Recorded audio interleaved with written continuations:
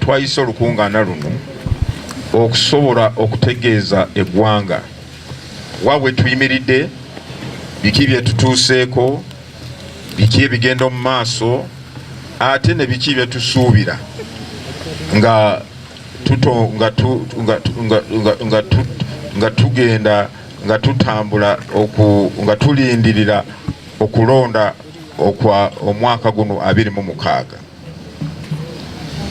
Bitwakatuukako bitwakamaliriza kwe okulongoosa ebifo bironderwamu ne polling stations, enkalala z'abalonzi. Twamala okukola omulimu ogwo, twazitereeza, twatandika n'okulonda kwa special interest groups.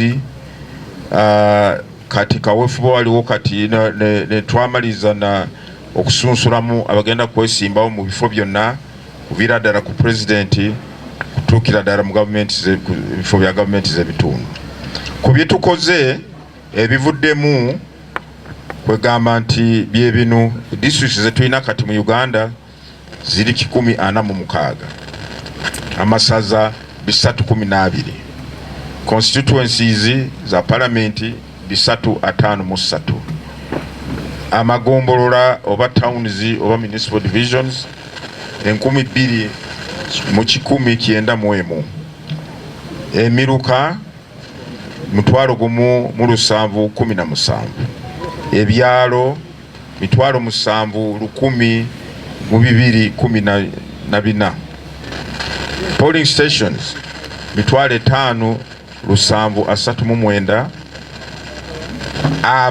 Abannayuganda abalonzi abali ku nkala z'abalonzi bali obukadde 21 n'emitwalo 6,891. Kwabo abalonzi bonna abakyala be basinga obungi. Abakyala bali bukadde 11 n'emitwalo 34,729. Abaami bali obukadde 10 n'emitwalo 33,462. Twagala okunga abalonzi bonna obakubiriza nti ku lunaku lw'okulonda muveeyo mwenna mukozese obuyinza bwamwe bwabaweebwa mu ssemateeka. Mu biseera bitali byawala tujja kuba tuweereza akapapula katuyita voter location slip akaliko amanya g'omulonzi ne polling station yagenda okulonderako. Kwegamba ku lunaku lw'okulonda aleme kusooka kwetooloola agenda ku polling station eno n'adda eri, naye amanye nti bwenva waka polling station eri gyendi. Tujja kuba tukozesa abantu baffe abali mu bitundu byonna by'eggwanga, aba supervisors abali ku miruka n'abali ku magombolola n'aba district election administrators mu kaweefube ono okulaba nti buli mulonzi yenna afuna akapapula ako. Twamaliza okusunsulamu abeesimbyewo, omukutwalira wamu twafuna emitwalo 8,397 ba candidates abeesimbyewo kuviira ddala ku kifo kya president n'okutuukira ddala ku ba kansala b'amagombolola. Ebifo byesimbyewo biri 45,555. Naye eky'omukisa mubi waliwo bannaffe bambi abavudde mu bulamu bw'ensi eno nga bamaze okusunsulwamu nga ba candidates. Amateeka gatugamba nti candidate bwafa ng'okulonda tekunabeerawo, akakiiko k'ebyokulonda kalina okuteekawo enteekateeka nomination empya oba nomination okujjuza ekifo kyo candidate afudde. Naye bali abaali basunsuddwa ku kifo ekyo nga bakyali balamu tebajja kuddamu ate okusunsulwamu nedda. Ebifo bino biri mu Kasanda, tulina ekifo kimu, Chairperson wegombolola. Kabonga tulinayo omu eyali yeesimbyewo ku kifo kya abakadde. Bududa tulina ekifo kimu kyali kyesimbyewo ku bwa kansala wegombolola. Kwania wali ekifo kimu ky'omukyala wa kansala wa district Nakasongola newaliwo kifo kimu kyomu kansala wegombolola. Sironko newaliwo kifo kimu kya kansala omukyala kansala kirira abakyala kugombolola. Ne Tororo waliwo kifo kimu ekya omukiikize w'abakyala kansala kugombolola. Twagala okubiriza abo bonna abaagala kwesiima mu bifo bino ngu ennaku z'enkya 27 na 28 omukolo guno bwe gugenda okubeerawo, enteekateeka eno bwegenda okukolebwa mu bifo ebyo, si ggwanga lyonna naye wali mu bifo bye tumaze okulanga era twamaze okutegeeza ba district administrators abali mu district okutegeeza abantu bonna mu district bamugombolola nti ekifo kino we kiri abaagala kwesimbawo. Nga bwe twalambika nti ennaku z'okulonda twamala zitegeezebwa, naye twagala kubajjukiza kulonda ku bwa president genda n'aba member of parliament kugenda kubeera lunaku lumu ng'ennaku 15 omwezi gw'olubereberye oba January 26. Conference oba olukungaana olw'okulonda olw'aba abaliko obulemu okulonda abakiikize baabwe mu parliament olujja kubeera ng'ennaku 19 mwezi gwa January. Ate okulonda ba councillors abakulembera special interest groups abavubuka aba older persons n'abaliko obulema ku magombolola town municipal division lijja kubeera ennaku 11 n'ebirala nga bwe mbinyonyodde omujja bisanga mu lupapula waffe.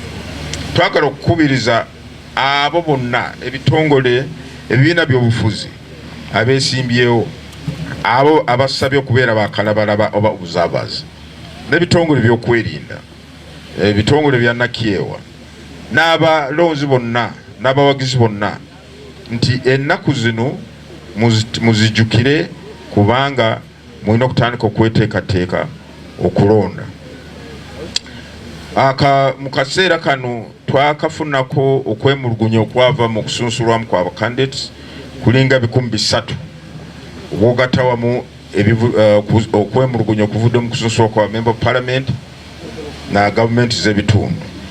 Okuva omwezi ogw'omwenda ndowooza ennaku zaali 11 commission ebadde tuula buli lunaku okutunulira mu nsonga zino petitions oba emisango oba okwemulugunya okuvudde mu kulonda. Era n'olunaku lwaleero nga sinajja wano nsoose kutuula na bamateeka baffe nga tutunula egimu ku misango oba okwemulugunya kuno kwe tubadde tuwuliriza.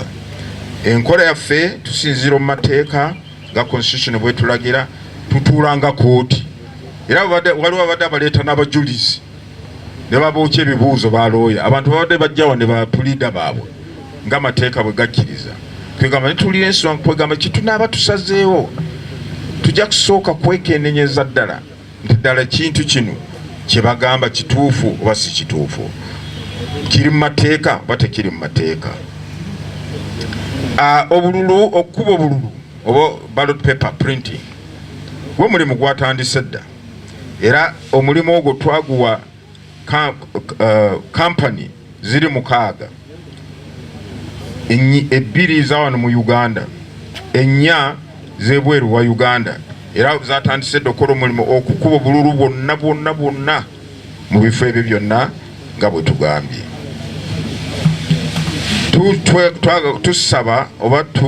Tusaba ebibiina by'obufuzi n'abo bonna beesimbyewo mutuwa amannya gaba agents bammwe abanaabeerawo ku kisaawe ky'Ennyonyi Entebbe nga obululu buno butuuka mu ggwanga nga bamaze obukuba. Eryo ddembe lyammwe mutuwa amannya, tujja kuteekayo enteekateeka eneebasooseza ogenda ku kisaawe ku lunaku lwennyini ennyonyi bwe zinaaba zireeta oba bwe naabeereeta obululu buno mu ggwanga. Tugenda kukozesa ebyuma bya kalimagezi naddala ku polling station. Ku mulundi guno tulongosezzaamu akuuma katwakozesa mu mwaka 2016 ne mwaka gwa 2021. kati bw'obanga ekinkumu ky'omulonzi kiganye okuvaayo bulungi bagenda mukuba kafaananyi. Jjukira nti akuuma kano kaba kalina ekifaananyi kyo, kaba kalina amannya go, enamba yo ng'omulonzi n'ebirala. Kati oba kukuba kafaananyi, ekifaananyi kyo bw'obanga oli mulonzi ku polling station eyo, ekifaananyi kyo ekiri mu kuuma kijja kuvaayo then bakakase nti oli mulonzi polling station eyo. Obuuma buno twakafunako emitwalo 6 naye obulala obusigaddeyo ng'emitwalo 49 tubusuubira okutuuka omwezi guno nga tegunaggwaawo. Buli polling station egenda kubeera n'obuuma obwo ku mulundi teri mukyezo ku mulundi guno, hakuna mukyezo. Buli polling station ejja kubeerako obuuma obwo, akamu bukafa nga tuyingizaawo kali. Bw'obanga toyina mukono oba tibagitemako oba ebinkumu tekirabika, oyina face yadde oli muzibe, oyina face. Akuuma kateeka okumanyiira. Tugamba buli muntu yenna okuweebwa akalulu ng'omaze kakasibwa kuuma. Bw'obanga tuli mulonzi polling station eyo, akuuma kagenda kugaana, tujja kulonda yadde olina ndangamuntu. Naye nga tuli ku polling station eyo bagenda kulaga agwe, bw'obaga mu district eyo bagenda kugamba agwe polling station eri gindi. Naye bw'obalenga oli wampigi oyagala kulondera mukono tebakumanyi, n'omukuuma tolimu. Nolwekyo tusaba nti abantu bonna mumanye wa we mugenda okulondera. Ate abo bonna basuubira nti bajja kgenda baleete bululu, simanyi babukubidde oba babukubidde wa mu Kampala nga bwe baagala, tebagenda buleeta babusonsoke mu bokisi. Sebo ebyo byedda twavaayo awo, tebijja kubeerawo, mubyerabira. Kakati abantu babuuza nti naye lwaki temunatongooza akuuma kano mu bantu, temunakanjula, temunabategeeza, mugenda akakozesa mutya nga bantu tebamanyi? Mugire mugumikirizeeko. Kati kyetuliko tutraininga abagenda okuyigiriza abantu abanakozesa kooma ako ku polling stations 5,700 nga bwe tugambye. Kati bano be bagenda ku training, kubanga abagenda okubeera recruited okukola ku buumu obwo ku polling stations bagenda kubeera 5,700. Naye kati tugenda kuwandiika abantu 1,000 abo tugenda oba traininga, ate nabo ba training bali 5,000 mu bitundu bitali mu by'eggwanga abagenda kukola ku buumu, kozesa obuumu obwo. Oluvannyuma tujja kwanjula kuuma kano. Twali tugambye tujja kusooka tuyite bamawulire oba tunaalaba buli omu tugambe tuwe ebikukwatako ng'omulonzi. Bw'obanga toli mulonzi tetujja kuteekamu, obanga tetukumanyi mu register yaffe tolimu. Naye bwanga oli mulonzi tujja gamba bamawulire ffenna, tugambe tujja gamba ba mucunguzi n'abalala mu PR mufune ebibakwatako tubateeke mu kuuma ako. Buli muntu mugambe jangu teeka ya nekinkumu kakola katya, oba face oba ekinkumu kiganye face kakola katya. Ebyo byonna tugenda kubyanjula, then tutegeze n'ebibiina by'obufuzi, ebibiina bya Nakyewa n'abantu bonna nti system eno egenda kukola bweti. Tetulina kye tukweka mu kulonda bannange, tekiriiwo. Naye kye tusaba mubeere bagumiikiriza, ekiseera bwe kinaatuuka kitali kyawala nnyo tugenda kwanjula akuuma kano kakola mu ngeri ki oba kanaakozesebwa katya. Abo bonna abaagala okubeera ba observers okuliwo kati oba mu program oba lwaleero oba bino ebiriwo campaigns oba biki oba ku lunaku luli lwennyini lw'okulonda, muli baddembe okuwandikira kakiiko k'ebyokulonda naddala abo abagenda okuva ebweru wa Uganda. Campaigns nga bwe twategeeza eggwanga okusunsulwamu abo bonna abeesimbyewo ku bifo byonna, president, member of parliament, local government batandika kuba campaigns okutwala wamu campaign zitambula bulungi okujjako ky'omukisa mubi bakandidates abamu si bonna aba agents baabwe n'abawagizi baabwe abeeyisa mu ngeri etagondera mateeka. Ebimu ku reports zitufunye naffe betulabyeko ku mikutu gy'amawulire okuteeka ebivulo omu makubo, oli n'atambula n'oluserengite lw'abantu. So nga tetwagamba nti amakubo sigaba candidates bokka beesimbyewo, ekkubo lina kusigala liri ya buli omu ayina eddembe okutambula gy'alaga. Naye gwe bw'ovaayo n'okola ekivulo oba procession ng'otambula ku sipiidi y'akasoobo n'osiba ekkubo lyonna, ekyo si kya bwenkanya, bw'ofuuse nyakyemalira. That's not right. Ekyo twatandika okitongoza ekintu ekyo nga yadde tewanabeerawo na nominations za presidential candidates. Ku lunaku lwe twasunsula aba presidential candidates twabakubiriza nti mugoberere ebiragiro oba mateeka akakiiko agali mu mateeka g'eggwanga, amateeka gakwata ku entambula y'ebiduka oba entambula yaffe mu makubo na guidelines zetufulumya nga akakiiko kusinziira mu buyinza bwatuweebwa mu ssemateeka. Ne tugamba nti ebivulo tebikkirizibwa. Vuga motoka yo, genda wogenda okubira kampeyini, abawagizi obasange yeeri, oyogere eri abantu. Tulaba abakandidates abakola abakikola naye babamu oba bafuuse ki nantawulira nantamegwa nantagambwako bakola ebintu kwegamba ekyo kyekireesewo ebintu kwegamba nekireetawo embeera nti ab'ebyokwerinda bagezaako okuzza embeera mu nteeko niyo babaakola ki okusikagana muguwa. Nolwekyo ekintu ekyo tukivumirira. Ba candidates twabagamba nti mu nteekateeka yammwe yokuba campaigns olina okulaga wa wogenda ku olunaku bwe luti. Kolagana n'ebibiina ebitongole byokwerinda, Uganda Police Force mu district, obagambe nja kubeera mu kifo bwe kiti. Balina okusooka okukakasa ddala ekifo kino candidate kyagamba kituufu. I mean, is it proper? Oyinza kugamba ogenda kubeera ku kifo kiri kumpi n'eddwaliro, kumpi n'essomero, ng'abaana baffe bakola ebibuuzo bweyagala okubeera campaign. Saba ebitongole byokwerinda omulimu gwagwe okulaba nti yes candidate gundi ajja kujja mu kifo kino, teri kintu kyonna genda kutaataganyizibwa ati. Naye kakati candidate atuuka mu butale n'atandika okwogerera abantu balikola emirimu gyabwe mu butale, abantu banoonya kasente okwebeesawo, kati oyagala okutaataganya emirimu gyabwe mu bizinesi zaabwe.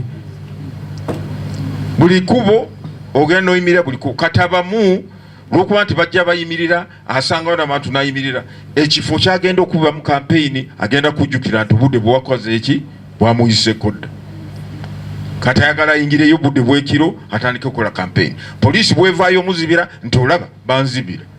Please let us be responsible. I think the first sign of a good credible leader, responsibility, respect for the law. Ekirala, olulimi olukozesebwa bakandise bamu kwawula mawanga oba madiini okukuma abantu omuliro. Kati nyawulira bagamba nti mwe mukuume akalulu kammwe, teri agenda bagana kuuma kalulu. Sebo gwani ogamba abantu bagenda okuuma kalulu.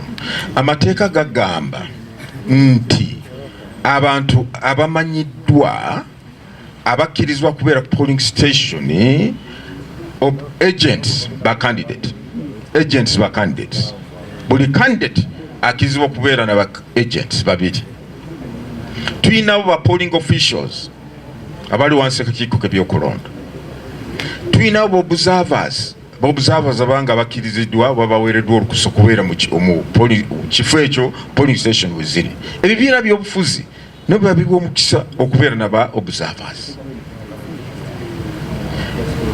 Voter protectors bw'onoonya mu kitabo eky'amateeka tebaliimu ssebo nnyabo, tebaliimu. Abalala temwagala goberera amateeka, kati obiyigiriza amateeka ssebo nnyabo. Voter protector mateeka taliimu. Era gwe banaawa simanyi bakuwadde olukusa genda obeere voter protector, zikusanze. Nze singa mbadde gwe mukama wange nagamba genda obeere voter protector, nze sijja kuva waka, kubanga abagenda bayoola ng'enseenene mu kinonoke.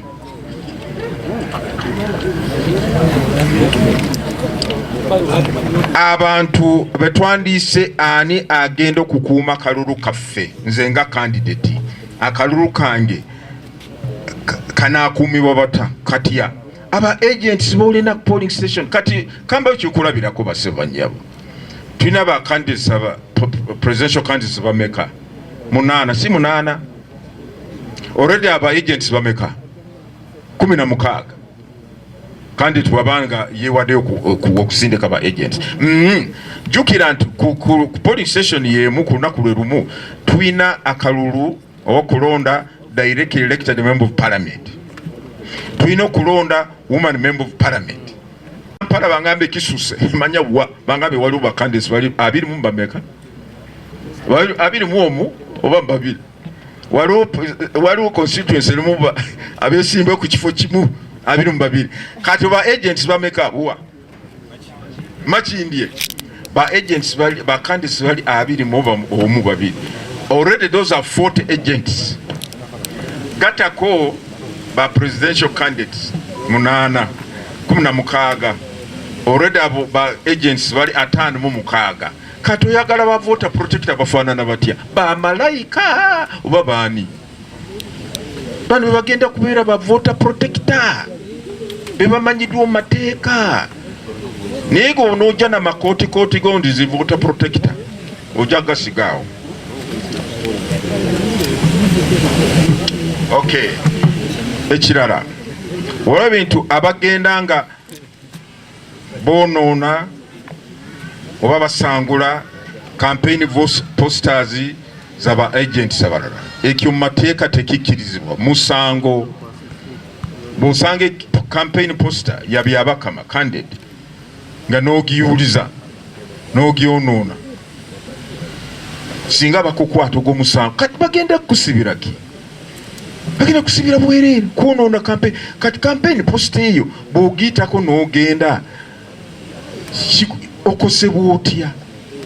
Bw'ogyonoona ofunamu ki?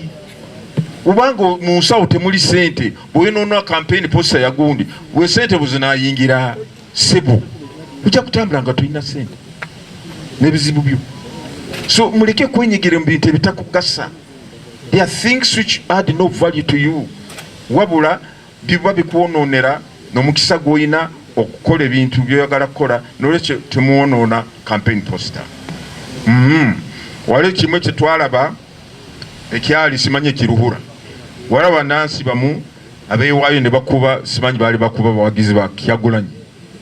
Kati ekyo eyo mpisa kyeyo. Candidate yenna yasunsulwamu waddembe okugenda mu kifo ekyalaze nti nja kubeera Gindi nkube campaign, kuba kiri mu mateeka. Bw'obanga towagira candidate gundi muleke ayitemu genda okola emirimu gyo. Tibakugambye jangu obeere ku kkubo kubanga candidate gundi wotawagira agenda kuyitirawo, teyakuwaliriza.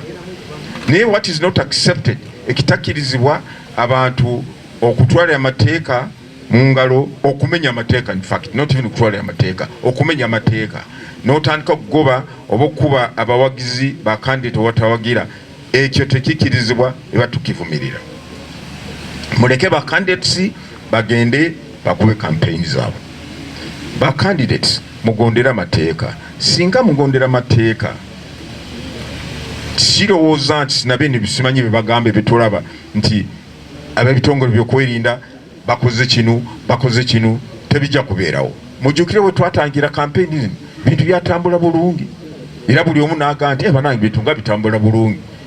Sitaani n'agamba nti sinateekamu ebyange, naye kakati it's not too late tusobola okutereeza ebyonna ebitateredde. Nga tumaliriza, twagala okukubiriza abantu bonna bannayuganda ffe nga kakiiko twewaddeyo okulaba nti ebintu bitambula bulungi.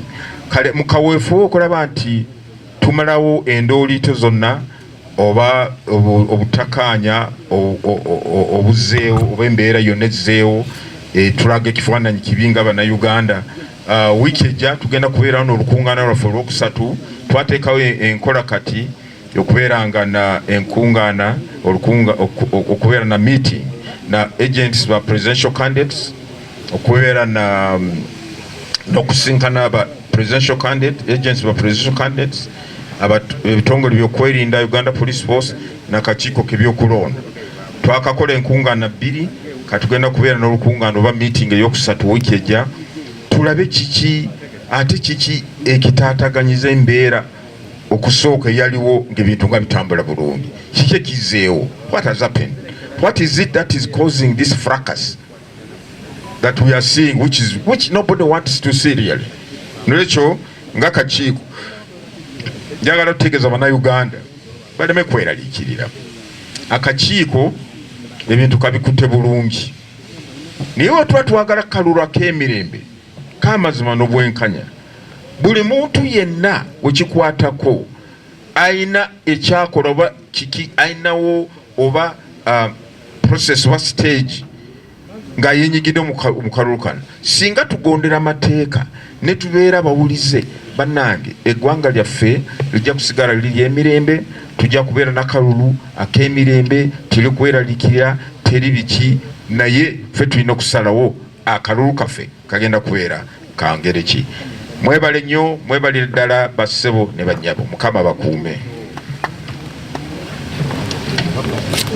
People who follow them. Now for us, we are lawyers. This is what we call circumstantial evidence. You may not have direct evidence on something, but you look at the circumstantial evidence. Tell me, you are going to this designated venue. You are heading there. But you move in such a manner, you're on top of your vehicle, you are waving to everybody, you are moving at a speed 20, maybe less than even 20 kilometers per hour. What do you see this as? Isn't this encouraging, enticing people to join you? What is wrong with you driving directly to your campaign venue as we have seen some candidates do? What's wrong? Let the candidates try that. Let the candidates drive directly to the designated campaign venues, and then we see how security or anybody will come in to interrupt them. But you are moving with a sea of people at snail pace speed. You are on top of your vehicle, waving to every Tom, Dick and Harry. Then people are joining you. Then before you know it, you have a huge crowd, a mass of people covering the entire road. For goodness sake. Then you tell me we don't invite these people. You are encouraging them by your conduct. So this must stop. You're encouraging them. You're the one encouraging them.